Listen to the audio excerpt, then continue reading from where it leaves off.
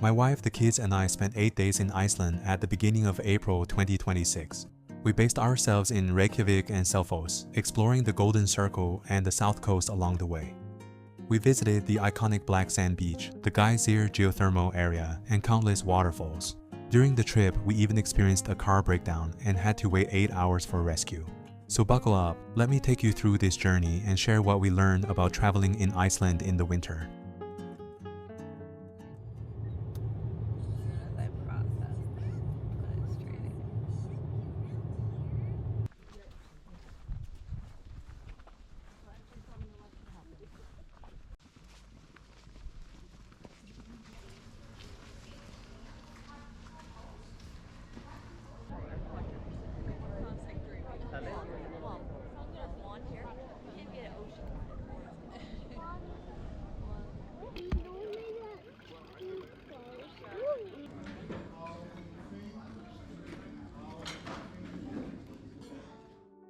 The day we arrived in Iceland was also my daughter's birthday.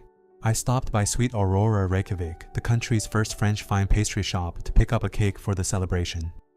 Knowing how the kids usually handle jet lag, we didn't plan a dinner. We stayed at the Reykjavik EDITION, which opened in 2021. It was one of the few family-friendly options we found that didn't require booking 2 separate rooms or charging extra fees for young kids. If you're traveling with little ones, just know your options can be limited, and some resorts even have age restrictions. After checking in and finishing the cake, everyone started winding down and headed to bed early. The next morning, we had breakfast at the hotel and took things slow. Since we were staying in downtown Reykjavik, we began with a stroll to the Reykjavik Art Museum just across the street. As the largest visual art institution in Iceland, it spans 3 locations, and we visited Hafnarhús by the Old Harbor. Built between 1933 and 1939, it originally served as a warehouse and office for the port of Reykjavik and was one of the largest buildings in the country at the time. The weather in Iceland can shift quickly, but after waiting about 10 minutes for a storm to pass, we continued on to Rainbow Street and Hallgrímskirkja, designed by state architect Guðjón Samúelsson to reflect Iceland's basalt columns, glaciers, and mountains. The church was commissioned in 1937 and built over 41 years, finally being consecrated in 1986. Downtown Reykjavik is incredibly walkable, and within 8 minutes, we arrived at the Sun Voyager. Created in 1990, the sculpture is often described as a dreamboat, symbolizing hope, progress, and the promise of undiscovered territory. Even with the dreary weather, it left us with a strong first impression of the city of sagas. Like chicken with like something with sauce with.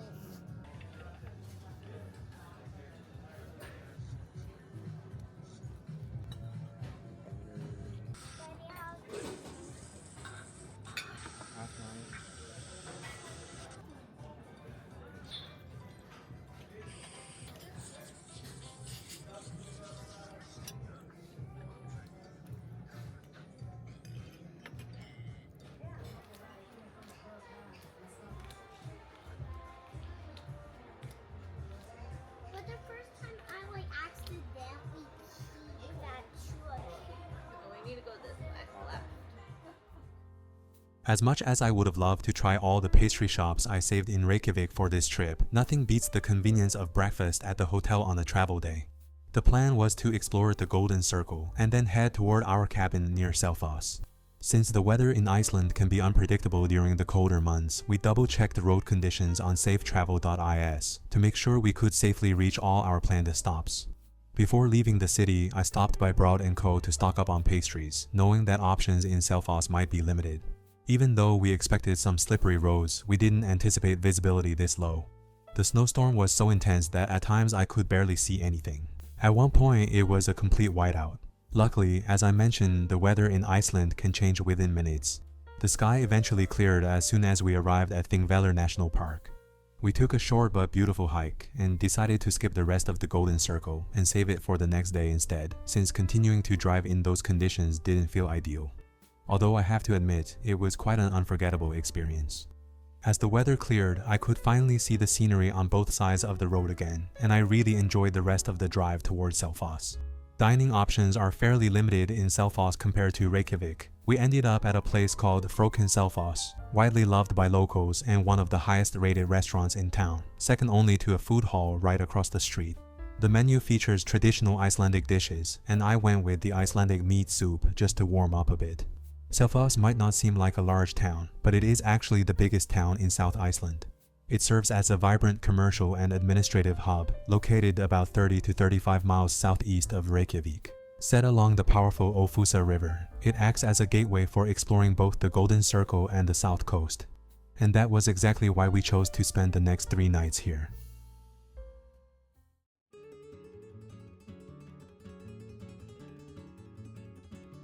On our first full day around Selfoss, we planned to pick up where we left off and continue exploring the rest of the Golden Circle. We started at Foss, often referred to as Iceland's bluest waterfall. It's a stunning, intimate spot known for its vibrant turquoise water rushing through a narrow volcanic rock crevice. While the scenery was incredible and we were excited for the next stop, the day quickly took a turn. As soon as I got back into the car, an alert popped up. Electrical fault detected. I looked it up right away and realized it was serious, so I contacted the rental company. The frustrating part was that their roadside assistance was handled through a third party, and the only way to reach them was through Instagram chat. You can imagine how slow that was, going back and forth while time kept passing. Eventually, they dispatched roadside assistance with an estimated wait time of 40 minutes. We were hoping it would be something fixable, but when the technician arrived, he confirmed that the battery wasn't charging and couldn't be fixed on the spot. A replacement vehicle would have to be sent. By then, 2 hours had already passed, and we started worrying about the kids since there were no bathrooms nearby.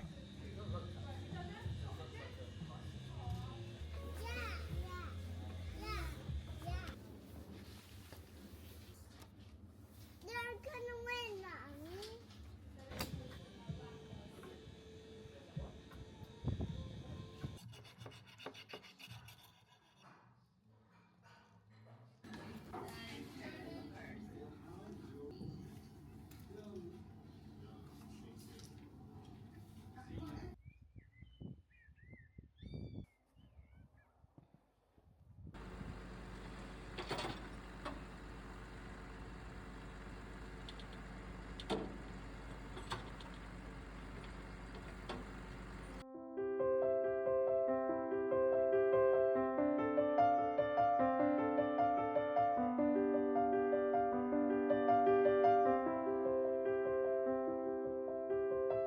After 2 failed attempts to complete the Golden Circle, we decided not to try again a third time. Instead, we headed east along the south coast toward Vik, home to Iceland's iconic Black Sand Beach. We had heard parts of it had been heavily affected by erosion, but we decided to go anyway, and it paid off. We were able to walk along the beach and reach the cave, where we could see the basalt columns up close.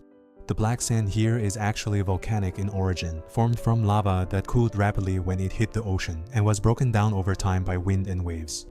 This stretch of coast is constantly reshaped by the Atlantic Ocean, and strong winter storms in recent years have accelerated erosion, shifting or removing parts of the shoreline that once made this area so dramatic. From there, we continue through a series of waterfalls, starting with Skógafoss. One of the largest waterfalls in Iceland, it drops about 60 meters in a wide, powerful curtain of water. It's easily accessible from the main road, and in quieter months, you can walk right up to the base and feel the full force of the spray.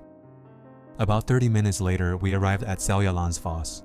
Known for its unique walking path that circles behind the waterfall, it offers a rare perspective where you can stand directly behind the falling water. When the snow started falling, the entire scene shifted into something quieter and almost unreal, with the contrast of ice, rock, and water becoming even more pronounced. Just a short walk away is Gullfoss, often called the Hidden Waterfall. Partially concealed by cliffs, it requires a stepping through a narrow opening in the rocks to reach it. Inside, the waterfall feels enclosed and intimate, with mist filling the small canyon-like space.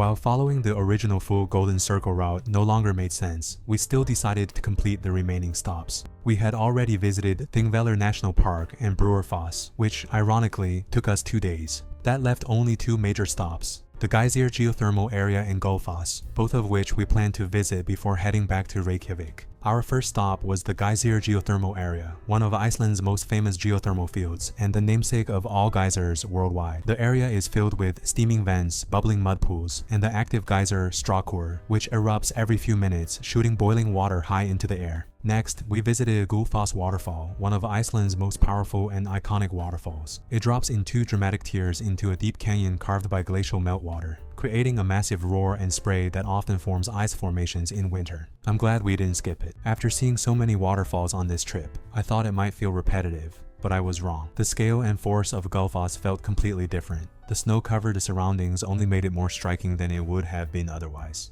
We all left satisfied.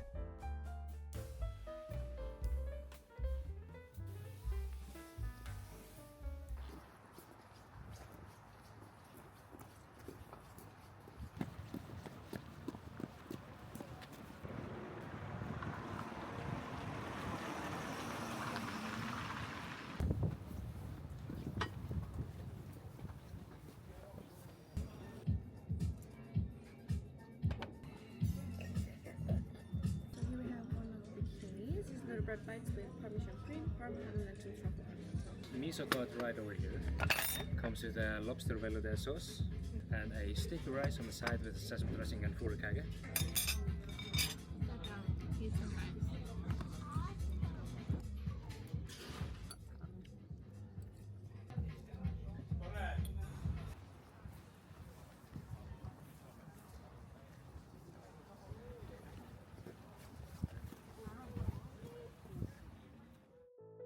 Our last full day in Reykjavik turned out to be another sunny one. The skies were clear the night before, and apparently some people caught the aurora, but not us. We started the morning at 280 Pastry, my favorite pastry shop from the entire trip. The space is quite small, so we took everything to go and ate in the car. I had a Ponzuise, easily one of my top 5 pastries. Crispy and lightly caramelized on the outside and soft and fluffy on the inside. I could have easily had another. The only thing we had planned for the day was a visit to Perlan Museum. It's very family friendly without feeling like a kid's museum, with several immersive experiences that work really well for all ages. While I didn't film inside, they offer a lava show, an ice cave experience, and an aurora show. Since we didn't get to see the northern lights on this trip, visiting Perlan was a bit intentional, our way of making up for it. Not that we were actively chasing the aurora, but I did randomly wake up at 3 a.m. the night before, stepped outside to check, and saw nothing.